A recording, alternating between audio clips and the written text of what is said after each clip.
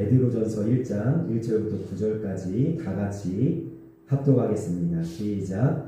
예수 그리스도의 사도 베드로는 본도, 갈라디아, 갑바도기아, 아시아와 비두니아에 흩어진 나그네 곧 하나님 아버지의 미리 하심을 따라 성령이 거룩하게 하심으로 순종함과 예수 그리스도의 피 흘림을 얻기 위하여 택하심을 받은 자들에게 편지하노니 은혜와 평강이 너희에게 더욱 많을지어다.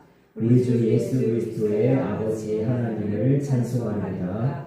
그의 많으신 긍휼대로 예수 그리스도를 죽은 자 가운데서 부활하게 하심으로 말미암아 우리를 거듭나게 하사 산 소망이 있게 하시며 썩지 않고 더럽지 않고 쇠하지 아니하는 유업을 있게 하시나니 곧 너희를 위하여 하늘에 간직하신 것이라. 너희는 말세에 나타내기로 예비하신 구원을 얻기 위하여 믿음으로 말미암아 하나님의 능력으로 보호하심을 받았느니라. 그러므로 너희가 이제 여러 가지 시험으로 말미암아 잠깐 근심하게 되지 않을 수 없으나 오히려 크게 기뻐하는도다. 너희 믿음의 확실함은 불로 연단하여도 없어질 금보다 더 귀하여 예수 그리스도께서 나타나실 때에 칭찬과 영광과 존귀를 얻게 할 것이니라. 예수를 너희가 보지 못하였으나 사랑하는도다.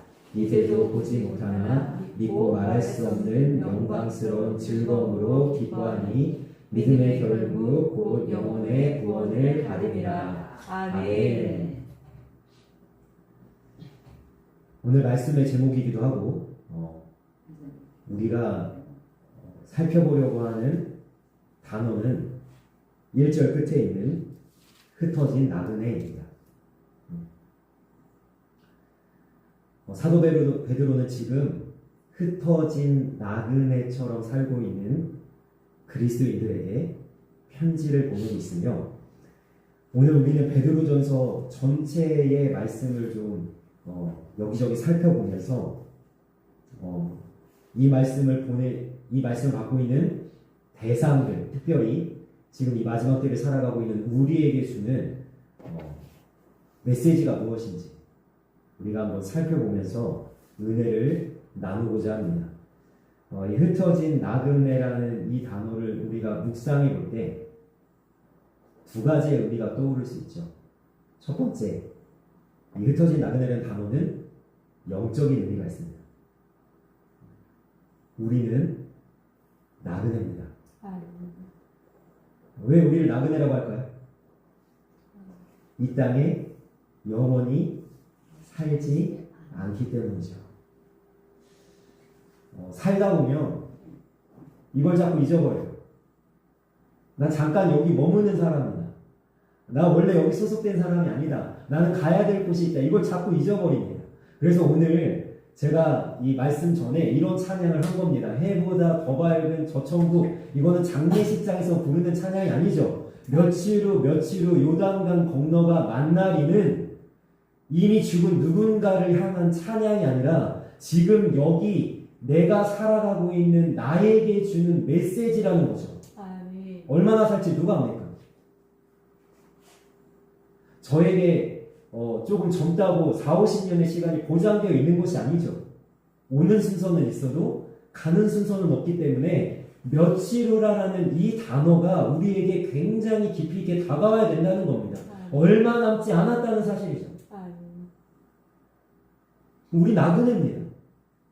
100년, 200년, 1000년, 만년 살 것 같지만 우리는 잠시 잠깐 머물다가 갈 것이기 때문에 나그네고 또 하나 제가 아마 2주 전에 주일 예배 때 말씀을 선포하면서 강조했던 부분이 있는데 그게 뭐냐면 예수님께서 요한복음 17장에 마지막 십자가를 앞두시고 제자들에서 기도하시면서 제자들의 위치에 대해서 분명하게 세 가지를 명시하십니다. 뭐라고 명시하시냐면 나는 더 이상 세상에 있지 아니하오나 이들은 세상에 있사옵고 우린 세상에 남겨져 있어요.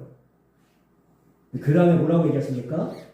이들은 세상에 속하지 아니하였나이다. 우리는 세상에 속하지 않았습니다. 그렇기 때문에 어떤 일이 벌어진다고요? 세 번째, 세상이 저들을 미워합니다.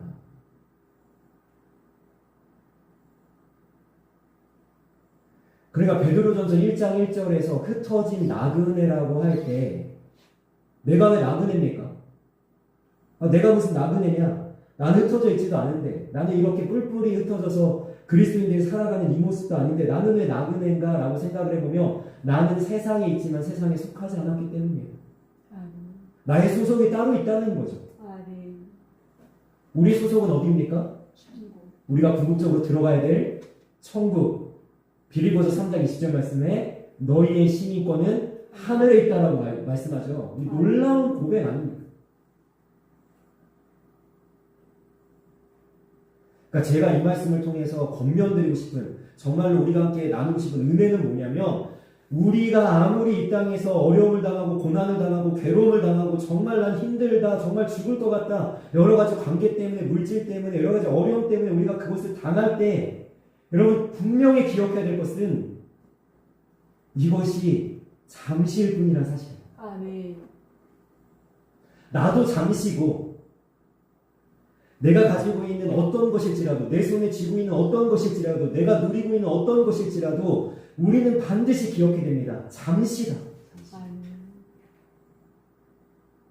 그런데 우리가 어떻게 한다고요? 이거를 자꾸만 까먹는다니까요. 이 고난이 영원할 것 같아요. 이 괴로움이 영원할 것 같아요. 끝나지 않을 것 같아요. 저 세상에 사는 사람들은요, 나그네라는 사실을 잊어버리고 살기 때문에 어떻게 합니까? 영원할 것처럼 붙잡는 거예요. 물질을 붙잡고, 사람을 붙잡고, 명예를 붙잡고, 권력을 붙잡고, 그것이 영원한 것인 것처럼 그것을 붙잡고 어떻게 합니까? 내 삶의 모든 것이 다 보장되어 있는 것처럼 어리석게 살아가지만 우리는 무엇을 기억해야 될까요? 나는 잠시다. 그러니까 그 찬양에 보면 이런 가사가 있어요. 나는 잠시 피었다 지는 이름 없는 꽃과 같네. 꽃은 시들고 풀은 마르나. 우리 자신에 대한 이야기. 잠시. 그래서 우리가 고백하는 찬양이 있죠. 우리의 나그네됨을 가장 잘 묘사한 찬양은요, 이 세상은 내 집 아니네 라는 찬양일 것 같습니다. 가사를 보시면 죄 많은 이 세상은 내 집 아니네. 내 모든 보안은 저 하늘에 있네. 저 천국문을 열고 나를 부르네. 나는 이 세상에 정들 수 없다. 나그네 된 우리가 가져야 될 스탠스, 자세는 뭐냐면 나는 이 세상에 정들 수 없다는 거야. 부모도 자식도 남편도 아내도 영원하지 않아요. 내게 영원히 머물 것 같은 친구도 다 가까이 있다가 떠나갈 때가 있고요. 우리는 다 이별을 준비하는 자 아닙니까? 여러분 분명히 기억해야 될 것은 뭐냐면 잠시 잠깐이란 사실이에요. 잠시 잠깐. 그래서 이 세상에 정들 수 없도다라는 이 소극적인 이 표현은 우리에게 믿음으로 무엇을 요구하냐면 굉장히 적극적인 고백을 요구합니다. 여러분 세상에 정들 수 없는 나그네인 우리는 다시 이야기하면 어떻게 되냐면 세상의 것으로 흔들리지 않을 수 있다는 거예요. 왜요? 잠시니까요. 잠시니까요. 반드시 지나갑니다. 반드시 이것을 하나님께서 지나가게 하실 거예요. 하나님의 손바닥으로 우리를 가리셔서 우리를 반드시 보호하시고 이것을 통과하도록 우리에게 힘을 주시고 능력을 주실 줄 믿습니다. 무엇보다도 하나님 아버지는 우리의 기도를 듣고 계십니다. 우리의 작은 한숨과 쉬는까지도 결코 지나가지 않으시고 내 딸이 내 아들이 얼마나 아파하고 괴로워하는 것을 알기 때문에 속히 찾아오셔서 우리를 구원해 주시고 우리의 문제를 해결해 주시고 우리의 괴로움 가운데 하나님께서 은혜를 베푸실 줄 믿습니다. 그러므로 나그네로 살아가는 우리 성도님들 힘을 내시고 하나님의 도움을 구하며 이 고난을 정말 믿음으로 잘 통과할 수 있기를 주님의 이름으로 간절히 소망하며 축복합니다. 여러분, 제가 이제 영적인 흩어진 나그네라는 이 의미를 말씀드렸는데 또 하나의 의미가 있습니다. 이 단어는요, 파루이코이라는 단어거든요. 나그네라는 단어가. 근데 이 단어는요, 오늘 1절 말씀 보십시오. 본도, 갈라디아, 갑바도기아, 아시아와 비두니아에 흩어진 나그네. 여러분, 이것은요, 영적인 의미만 가지고 있지 않습니다. 실제로 2000년 전에 베드로 전서라는 이 편지를 받아든 그리스도인들은 실제로 어떻게 됐어요? 흩어졌습니다. 지금. 여러분, 그런데 제가 역사적으로 이것을 살펴보니까 왜 흩어졌는가 보니까요, 땅을 빼앗겼대요. 자기들이 살고 있는 본토에서, 고향 땅에서 땅을 착취당한 자, 그래서 흩어질 수밖에 없었던 아주 실질적인 나그네의 인생을 살아갔던 자들에게 베드로가 편지하고 있는 겁니다. 여러분, 요즘으로 이야기하면 난민이라고 생각하시면 돼요. 난민. 여러분, 이 난민들에게 실질적으로 고통스러운 그 현실이 뭘까요? 이방 땅으로 피신해 갔어요. 고난과 어려움 때문에 땅을 빼앗기고 억울하게 지금 외국 땅에서 지금 지내고 있을 때, 여러분, 이 난민으로서의 자기들의 지금 엄청난 고통스러운 현실은 뭘까요? 뭐냐면 자기들의 신분이 보장되어 있지 않다는 사실이에요. 자기들의 시민권이 지금 거기 없다는 사실이에요. 자기들은 난민입니다. 그러니까요, 불이익을 당할 수밖에 없는 현실 속에 이들이 처해 있다는 사실이죠. 여러분, 신분이 보장되어 있고 시민권이 없고, 여러분, 자기들의 안전이 보장되어 있지 않기 때문에 이들에게는요, 실제로 어떤 일이 벌어졌냐면 자기들의 권리를 주장할 수가 없어요. 땅의 소유, 재산 계승, 투표, 일정한 단체에 참여에 제한을 받았을 뿐만 아니라 엄청난 엄중한 세금을 내야 했고, 그 다음에 형벌을 받아야만 했습니다. 그리고 이것에 대해서 우리가 좀 살펴볼 때 그 멀리 갈 필요도 없습니다. 여러분, 아브라함, 이삭, 야곱. 아브라함이 하나님의 명령을 따라서 하나님의 말씀에 순종해서 가나안 땅에 갔는데, 여러분, 가나안에 자기 땅이 한 평도 없습니다. 그래서 히브리인이라고 하잖아요. 이 히브리라는 단어 자체가 떠돌이라는 뜻입니다. 아브라함도 이삭도 야곱도 떠돌아야만 했어요. 한 곳에 정착할 수도 없고 하나님은 그들에게 땅을 주지 않으셨습니다.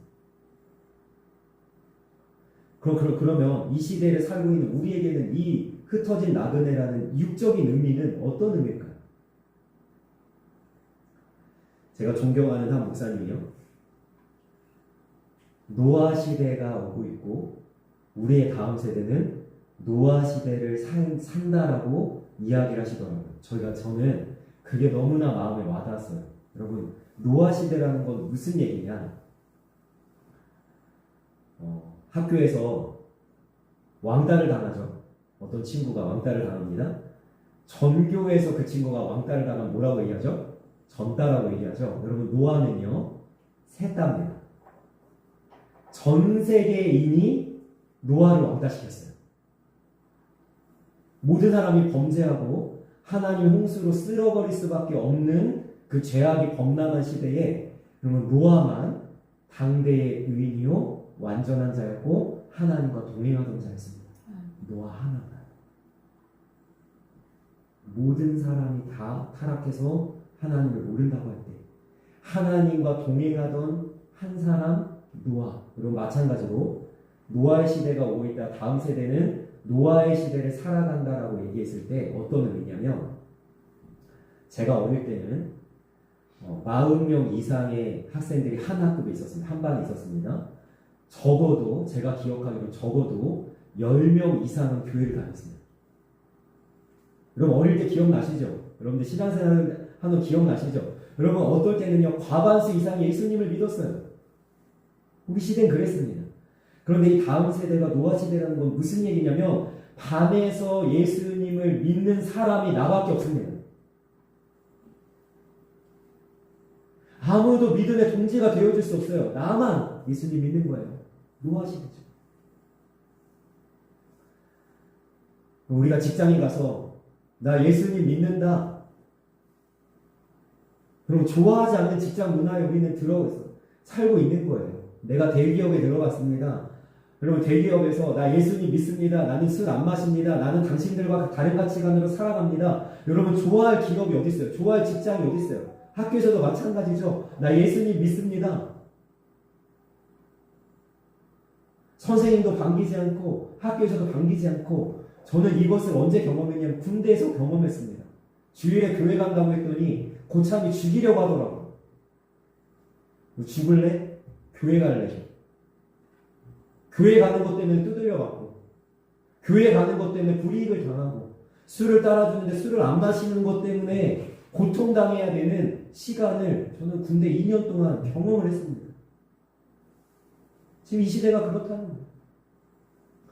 여러분 이 베드로전서를 받고 있는 흩어진 나그네 그리스도인들은요. 실제로 어떤 고난의 시간을 견디고 있었냐면 여러분 이국 땅에서 간신히 자리를 잡아서 살려고 발버둥 치는데 그들의 문화와 자기의 문화가 다른 거예요. 그들의 언어와 자기가 쓰는 언어가 다른 거예요. 무엇보다도 그들은요 방탕한 정말 타락한 삶을 살아가고 있는데 나는 그리스도인이라는 이유만으로 그들과 동참할 수 없습니다. 그러니까 어떤 일이 벌어지냐 그들이 그것 때문에 비방하고 핍박하고 박해하고 그 다음에 관계하지 않는 어려움을 당하는 거예요. 이 시대에 살고 있는 그리스도인이 바로 그 모습 아닙니까?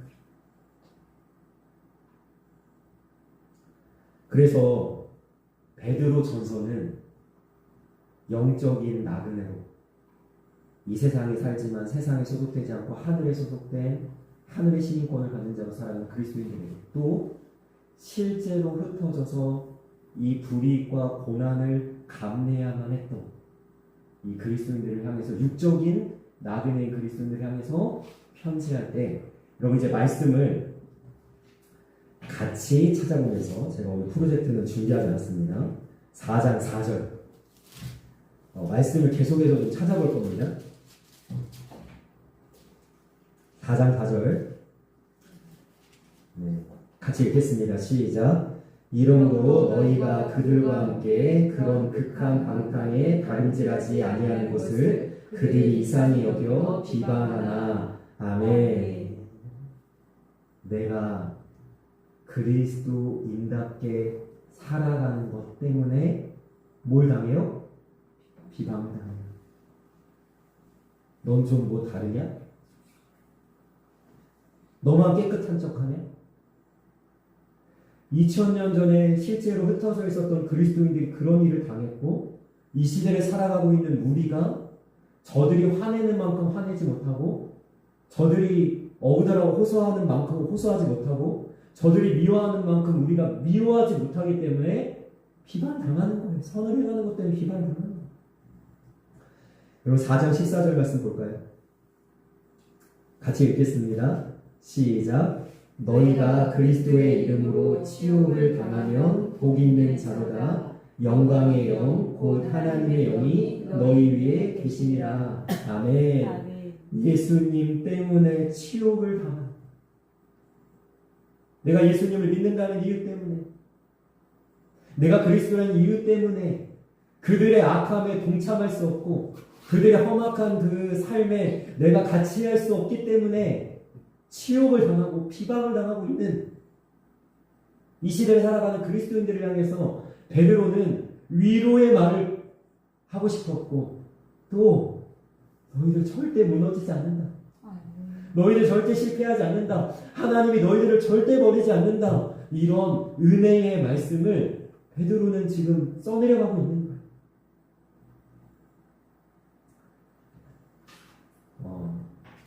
아마도 2000년 전에 이 흩어진 나그네로 살아가고 있던 그리스도인들은요, 이런 찬양을 부르면서 견디지 않았을까 좀 이런 생각을 해봤거든요. 제가 어릴 때 순례자의 노래라는 찬양이 있었어요. 굉장히 오래된 찬양입니다. 이 찬양의 가사를 보니까 이렇게 되어 있더라고요. 저 멀리 배는 나의 시온성, 오 거룩한 곳 아버지 집, 내 사모하는 집에 가보자 한밤을 세웠네. 저 망망한 바다 위에 이 몸이 상할지라도 오늘은 이곳 내일은 저곳 주 복음 전하리. 어둑한 나의 갈 길 다가고 저 동산에서 편히 쉴 때 내 고생하는 모든 일들을 주께서 아시리.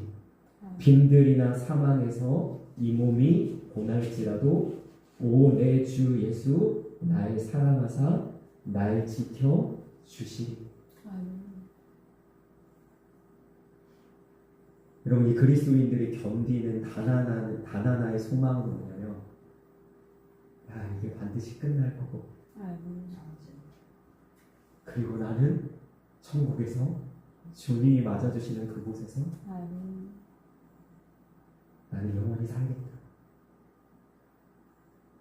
지금은 사망의 고통 가운데 내가 처해 있고, 저들의 비방과 저들이 내게 지금 붓고 있는 치욕 때문에 내가 괴롭지만 나는 오늘 믿음으로 견딘다. 나는 하나님을 신뢰함으로 나는 이 믿음의 걸음을 절대 포기할 수 없다. 나는 반드시 그리스도인다운 삶으로 마지막까지 승리할 것이다. 이런 각오와 결단으로 지금 믿음으로 살아내고 있는 거죠.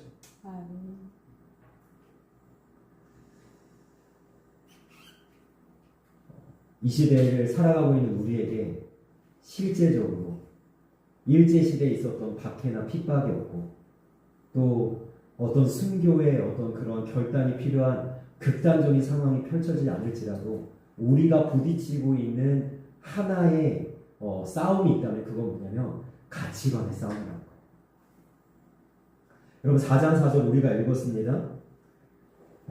이러므로 너희가 그들과 함께 그런 극한 방탕에, 여러분 2000년 전에 로마 시대에 극한 방탕이 있었어요.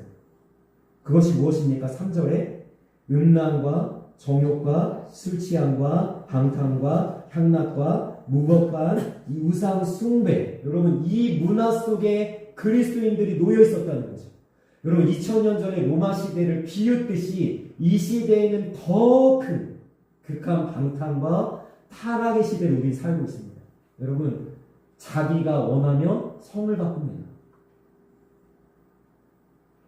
동성애를 버젓이하면서 뭐라고 얘기해요? 합법적으로 차별받지 않게 인정해줘라 라고 요구하고 있는 시대.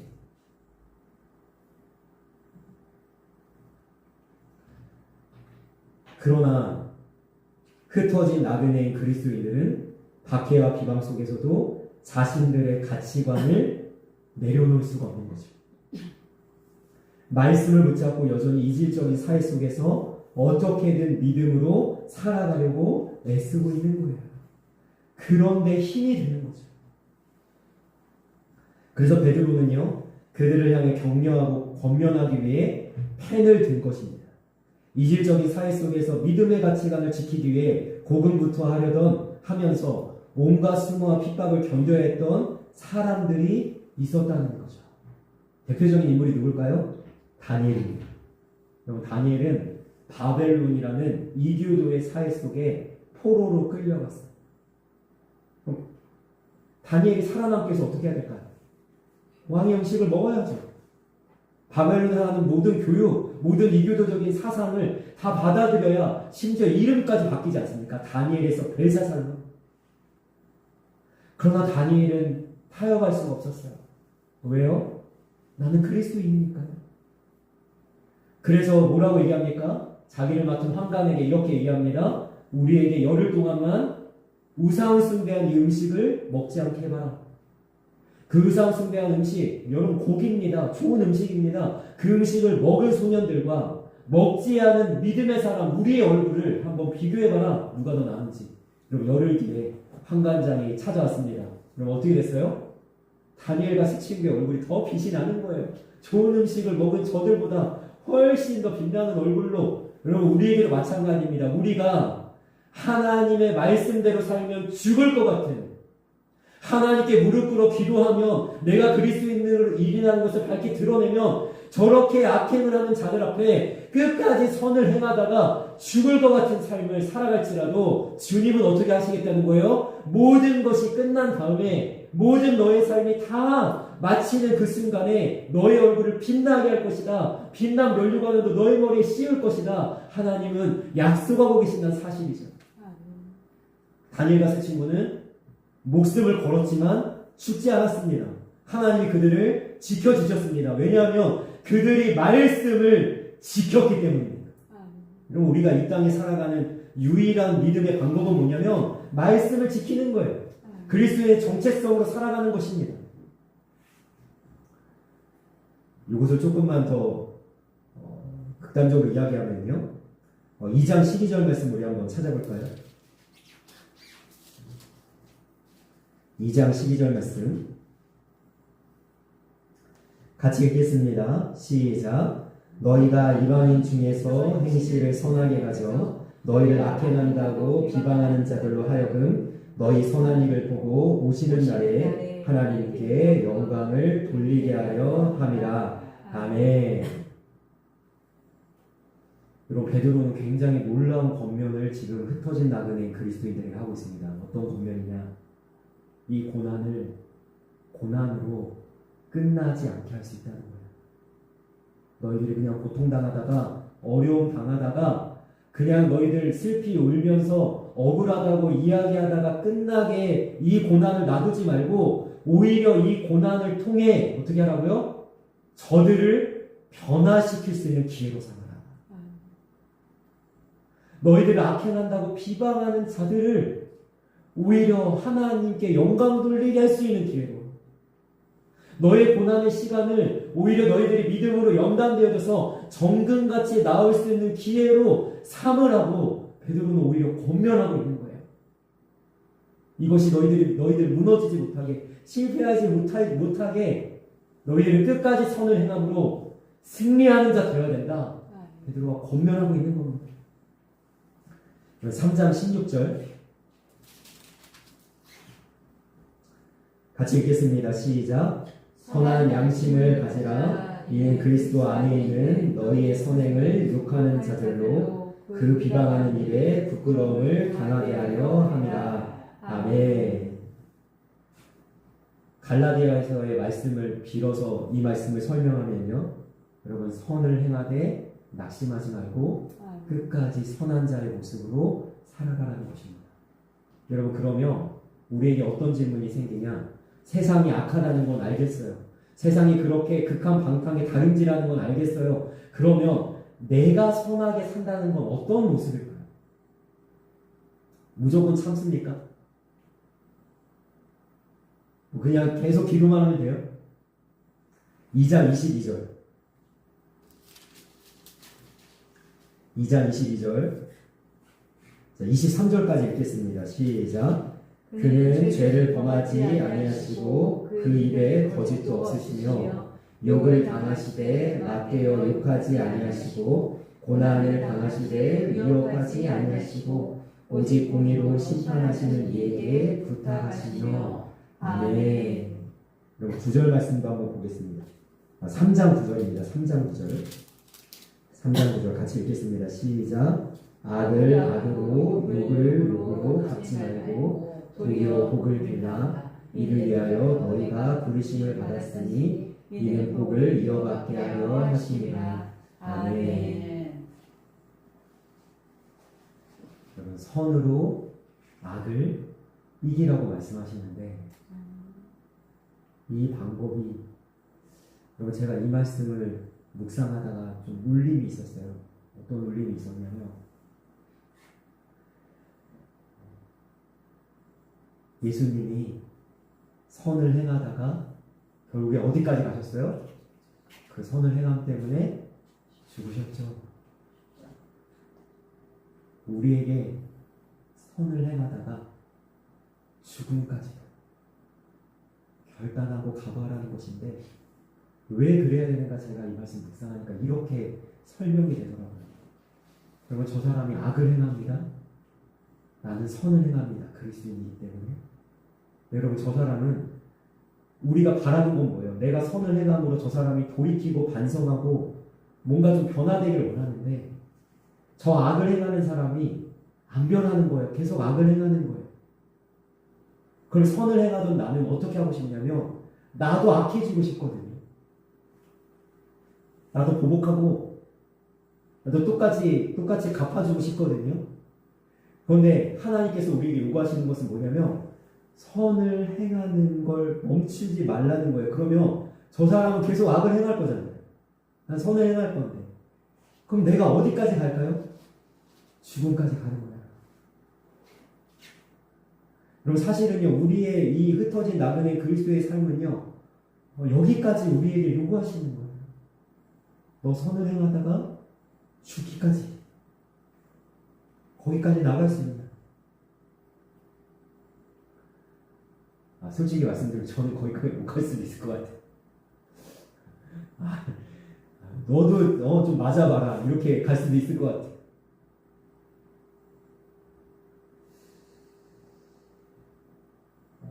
그래서 오늘 우리가 읽은 본문의 말씀, 우리가 선으로 마지막까지 이 악한 세상에서 승리할 수 있는 두 가지의 뭐라 해야 될까요? 우리가 기댈 수 있는, 신뢰할 수 있는 그 모습을 베드로가 우리에게 말씀하고 있습니다. 5절 말씀, 1장 5절입니다. 1장 5절 말씀 다 같이 읽겠습니다. 시작. 너희는 말세에 나타내기로 예비하신 구원을 얻기 위하여 믿음으로 말미암아 하나님의 능력으로 보호하심을 받았느니라. 아멘. 그럼 베드로는요, 무조건 선을 행해. 악한 세상에 너희들은 선으로 이겨야 돼. 비방해도 비방하지 말고, 욕을 당해도 욕하지 말고, 너희들은 무조건 선한 모습으로 끝까지 살아가야 돼. 그렇게 그냥 겉면만 하고 있는 것이 아니라 왜 그렇게 살아야 되냐? 우리가 왜 이 약한 세상에서 그리스도인답게 선한 모습으로 끝까지 달려나가야 되냐라고 했을 때 첫 번째 베드로가 그 기반으로 하고 있는 것은 뭐냐면 하나님께서 능력으로 어떻게 하시겠다고요? 보호하실 것이라는 사실이에요. 아멘. 하나님이 우리를 보호하실 것입니다. 아멘. 선을 행하는 우리, 말씀을 붙잡고 살아가는 우리, 어떻게든 하나님의 말씀대로 살아가려고 애쓰는 우리를 하나님께서 하나님의 능력으로 보호하실 줄 믿습니다. 아멘. 여러분, 우리는 이미 보호받고 있는 줄 믿습니다. 아멘. 하나님이 보호하지 않는 것 같은 상황이 있을지 모르겠어요. 하나님이 지금은 나를 내던져 준 것 같아. 하나님이 지금 나를 내버려 두는 것 같아. 라는 순간이 있을지도 모르겠어요. 그러나 우리는 이 말씀을 붙잡아야 됩니다. 하나님이 능력으로 나를 보호하고 있구나. 하나님이 보호하기 때문에 내 고난이 이만큼이고 내 어려움이 이만큼으로 끝나고 있구나. 그것을 믿음으로 고백할 수 있기를 원합니다. 여러분, 사실은요, 하나님이 버린 것 같고 하나님이 내버려 둔 것 같다고 가장 실질적으로 느꼈던 사람이 누구였냐면 다윗이었죠. 자기의 장인어른이, 왕인 사울이 자기를 죽이려고 창을 던지고, 여러분, 자기는 고통 가운데 있습니다. 그러면서 도망다니고 있어요. 골짜기에, 동굴에, 여러분, 광야에, 빈들에 여러분 도망다니면서 다윗은 어쩌면 하나님을 향해서 신뢰하지 못하는 상황 속에 처했을지 모르겠어요. 하나님, 나를 버리셨습니까? 시편 22편 1절에 다윗이 실제로 그 고백을 하잖아요. 엘리엘리 라마 사막다니, 하나님 어찌하여 나를 버리셨습니까? 그러면 다윗이 그렇게 고백하면서도 끝까지 붙잡고 있었던 건 뭐냐면 하나님이 나를 보호하고 계신다. 너무 힘들지만, 괴롭지만, 나는 지금 생명, 죽음과 나 사이에는 한 걸음뿐이라는 그 고백이 있지만, 그럼 나발의 아내였던 아비가일이 다윗을 향해서 이렇게 고백하잖아요. 내 주는, 다윗을 향한 고백입니다. 내 주는 하나님의 생명 싸개 속에 쌓여있을 것이요. 여러분 다윗만 하나님이 쌓으셨겠어요? 우리도 쌓놓지 않으셨어요? 시편 3편에는요. 여러분 압살롬으로 인해서 반역을 당해 왕위에서 쫓겨난 다윗이 하나님 앞에 이렇게 고백하는 내용입니다. 여러분 아들이 자기를 배반했어요. 일단 상황은 그렇다 치고 마음이 죽을 것 같을 거 아니에요. 그래서 다윗이 뭐라고 고백하는지 아십니까? 천만인이 나를 불러 진친다 하여도 나는 두려워하지 아니하리로다. 다윗은 알고 있었어요. 하나님이 자기를 다시 제자리로 돌려놓으실 것입니다. 여러분 또 하나 우리가 흩어진 나그네 그리스도인의 삶을 이 악한 세상에서 선을 행하면서 살아야 될 이유는 뭐냐면 6절과 7절 말씀입니다. 같이 한번 읽어보겠습니다. 시작. 그러므로 너희가 이제 여러 가지 시험으로 말미암아 잠깐 근심하게 되지 않을 수 없으나 오히려 크게 기뻐하는도다. 너희 믿음의 확실함은 불로 연단하여도 없어질 금보다 더 귀하여 예수 그리스도께서 나타나실 때에 칭찬과 영광과 존귀를 얻게 할 것입니다. 아멘. 그럼 이 말씀에서 우리는 두 가지를 좀 주목해 봤으면 좋겠습니다. 첫 번째, 잠깐이라는 단어입니다. 여러 가지 시험 때문에 우리는 근심할 수 있습니다. 그러나 저는 권면합니다. 근심하시되 잠깐만 근심하십시오. 왜냐? 우리는 나그네고 우리에게 주어진 어떠한 어려움이나 고난도 잠깐이기 때문입니다. 여러분 이 잠깐이 무엇을 만들어냅니까? 너희들의 환난에 경한 것이 장차 너희가 얻을 영광과 좋기 비교할 수 없도다. 너희가 지금 당하는 환난에 경한 것이 가벼운 것이 장차 너희가 받을 영광과 좋기 비교할 수 없도다. 이 고난은 잠깐이구나. 이 근심은 잠깐이구나. 나의 눈물과 나의 아픔과 나의 고통은 잠깐이구나. 하나님을 믿음으로 고백할 수 있기를 원합니다. 네. 여러분 두 번째로 우리가 이 말씀 가운데 고백해야 될 것은 뭐냐면 여러분 이 고난은 우리의 믿음의 확실함을 보여줄 수 있는 기회라는 거예요. 말씀하시죠. 뭐라고 말씀하세요? 7절에 너희 믿음의 확실함은 여러분 우리의 믿음은 금과 같다고 이야기합니다. 여러분 정금 같은 믿음이 있기를 원합니다. 제가 몇 주 전에 금요기도회 때 이 금에 대해서 설명을 했습니다. 여러분 순금이 있죠. 순금은 얼만큼이 금이죠? 99.99%예요. 99.99%. 여러분 24K입니다. 근데 여러분 순금 같지 않은 믿음도 있어요. 18K. 몇 프로인지 아세요? 금이 78.5%입니다. 여러분 나의 믿음의 확실함이 순금같이 하나님 앞에 보여지길 원합니다. 99.99%. 세상의 것이 섞이지 않은 그 어떤 의심도 섞이지 않은 그 어떤 불신도 여러분 범접할 수 없는 그러한 순금 같은 믿음을 보여줄 수 있길 원합니다. 여러분 여기서 믿음의 확실함을 오해하지 않길 원합니다. 이 믿음의 확실함은 나는 확실하게 믿어.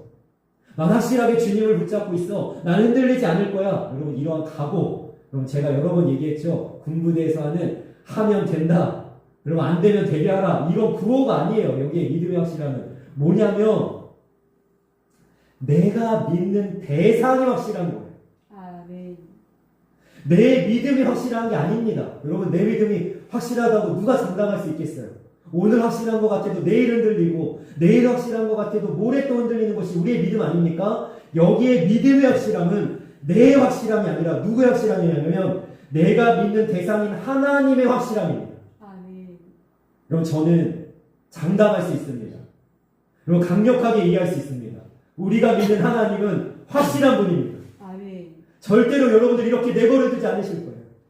여러분들 이렇게 흔들리게 놔두지 않으실 거예요. 여러분들을 무너지게 내버려두지 않으실 겁니다. 하나님은 확실한 분입니다. 이 세상은 확실하지 않습니다. 나 자신조차도 확실하지 않습니다. 우리가 믿고 있는 어떤 관계도 내가 갖고 있는 물질도 내 손에 쥔 어떤 것도 확실하지 않습니다. 확실한 것은 오로지 하나님 한 분밖에 없다는 거죠. 풀은 마르고 꽃은 시드나 하나님의 말씀은 영영이 서리라. 여러분 그 하나님을 향한 믿음의 확실함을 보여주시길 원합니다. 아멘. 이것을 하나님이 우리에게 요구하고 계시는 거예요. 아멘.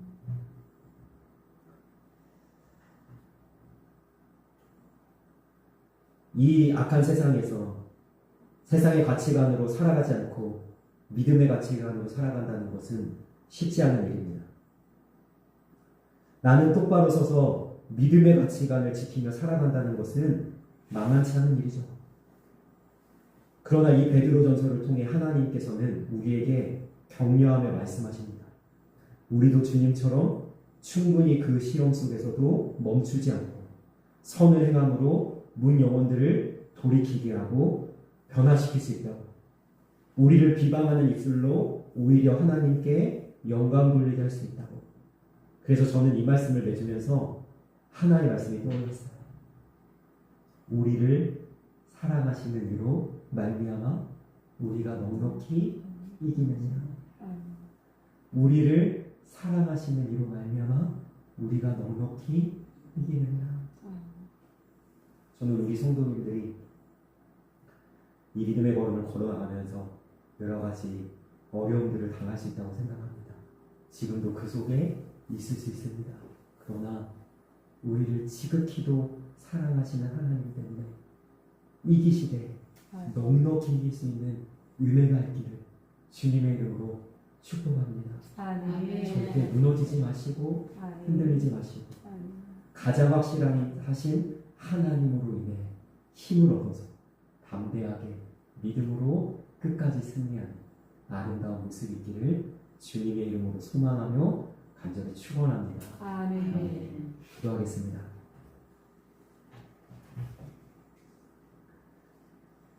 사랑하는 아버지, 우리는 이 땅에서 흩어진 나그네로 살아갑니다.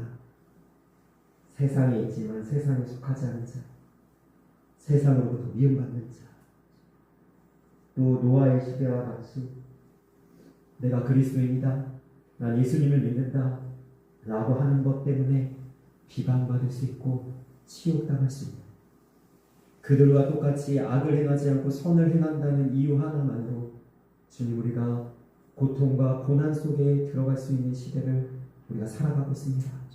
그럴 때 주님, 나도 악해지고 싶고 나도 보복하고 싶고 나도 그들처럼 험한 말 하고 싶고 내가 당한 대로 갚아주고 싶을 때 맞대어 욕하지 아니하시고 그들을 향하여서 여전히 선한 모습으로 서 있었던 주님을 기억하길 원합니다. 우리가 주님의 모습으로 죽기까지 순종하는 모습이 있게 하시고 선을 행하되 낙심하지 않고 끝까지 승리하는 자로 살아갈 수 있도록 인도하여 주옵소서. 그 이유는 하나님께서 능력으로 우리를 보호하시기 때문이고 우리의 근심은 잠깐이기 때문이고 또 우리의 믿음의 확실함을 하나님 앞에 보여줘야 하기 때문에 주님, 그 믿음의 승리가 우리 안에 있어서 우리가 흔들리더라도 주님 붙잡아 주시고 우리가 괴롭더라도 하나님 속히 이것이 지나갈 수 있도록 우리를 붙잡아 주시고 인도하여 주시고 힘을 더하여 주옵소서. 감사하며 예수님의 이름으로 기도합니다. 아멘.